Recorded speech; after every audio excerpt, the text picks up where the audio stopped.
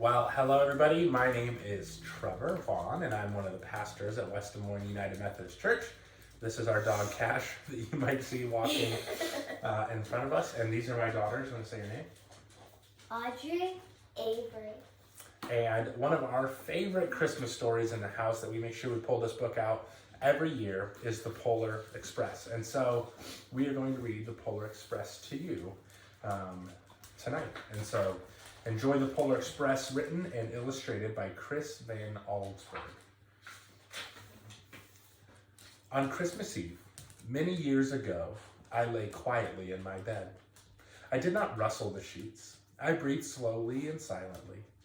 I was listening for a sound a friend had told me I'd never hear, the ringing bells of Santa's sleigh. There is no Santa, my friend had insisted, but I knew he was wrong. Late that night, I did hear sounds, though not of ringing bells. From outside came the sounds of hissing steam and squeaking metal. I looked through my window and saw a train standing perfectly still in front of my house.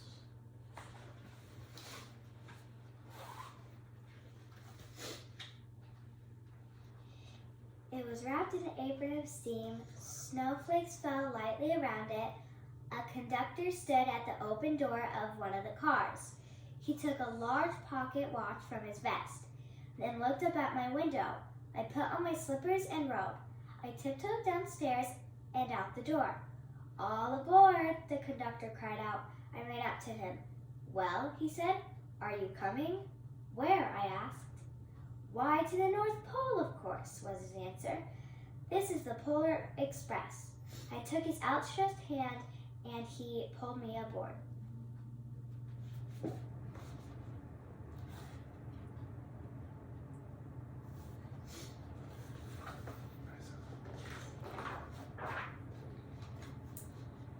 The train was filled with other children, all in their pajamas and nightgowns. We sang Christmas carols and ate candies with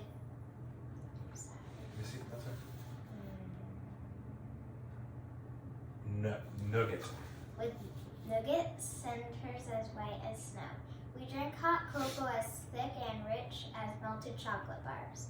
Outside, the lights of towns and villages flickered in the distance as the Polar Express raced northward.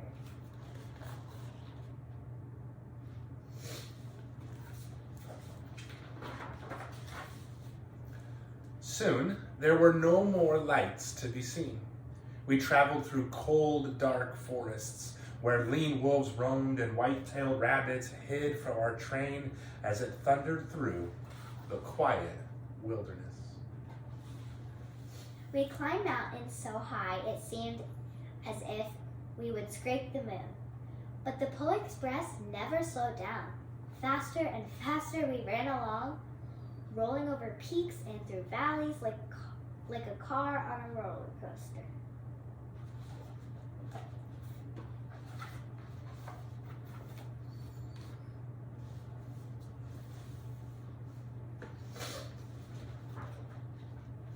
The mountains turned into the hills to snow-covered plains. We crossed the barren desert of ice, the great polar ice cap. Lights appeared in the distance. They looked like the lights of a strange ocean liner sailing on a frozen sea. "There," said the conductor, "is the North Pole."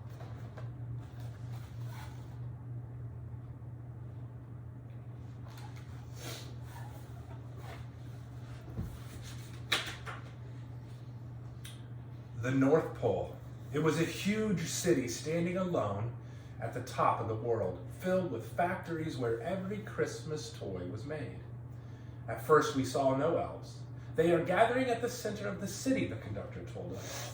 "That is where Santa will give the first gift of Christmas." "Who receives the first gift?" we all asked. The conductor answered, "He will choose one of you."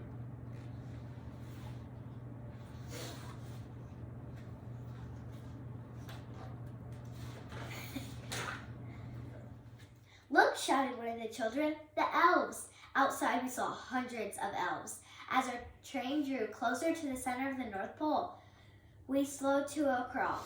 So crowded were the streets with Santa's helpers. When the Polar Express could go no farther, we stopped and the conductor let us outside.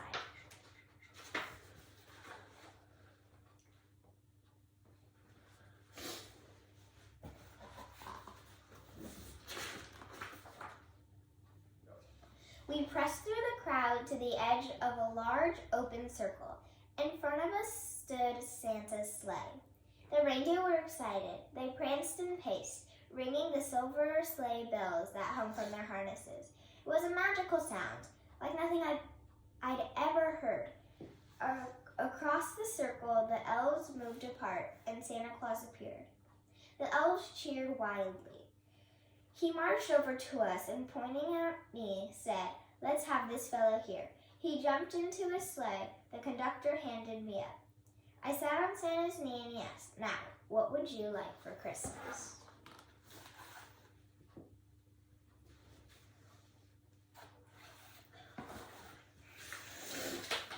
I knew that I could have any gift I could imagine, but the thing I wanted most for Christmas was not inside Santa's giant bag. What I wanted more than anything was one silver bell from Santa's sleigh. When I asked, Santa smiled. Then he gave me a hug and told an elf to cut a bell from the reindeer's harness. The elf tossed it up to Santa. He stood, holding the bell high above him, and called out the first gift of Christmas.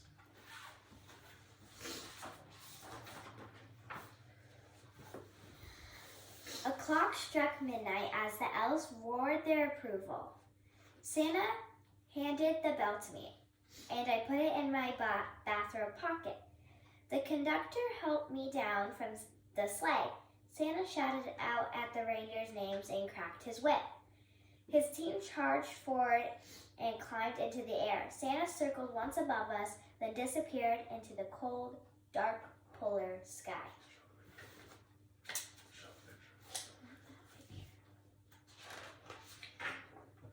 Sorry, guys. It's a beautiful picture of Santa's sleigh.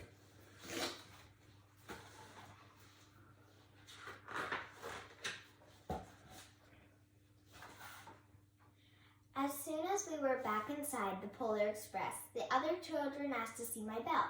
I reached into my pocket, but the only thing I felt was a hole. I had lost the silver bell from Santa Claus's sleigh. "Let's hurry outside and look for it," one of the children said. But the train gave a sudden lurch and we started moving. We were on our way home.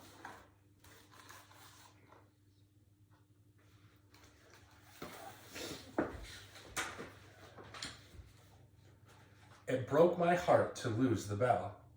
When the train reached my house, I sadly left the other children.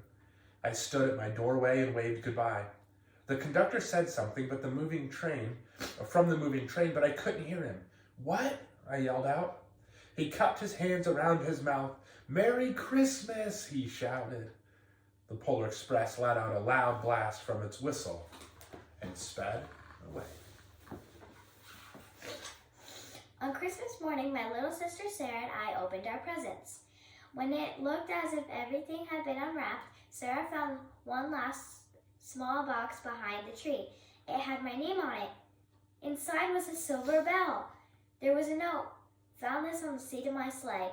Fix that hole in your pocket. Signed, Mr. C." I shook the bell. It made the most beautiful sound my sister and I had ever heard. But my mother said, "Oh, that's too bad." "Yes," said my father, "it's broken." When I'd shaken the bell, my parents had not heard a sound.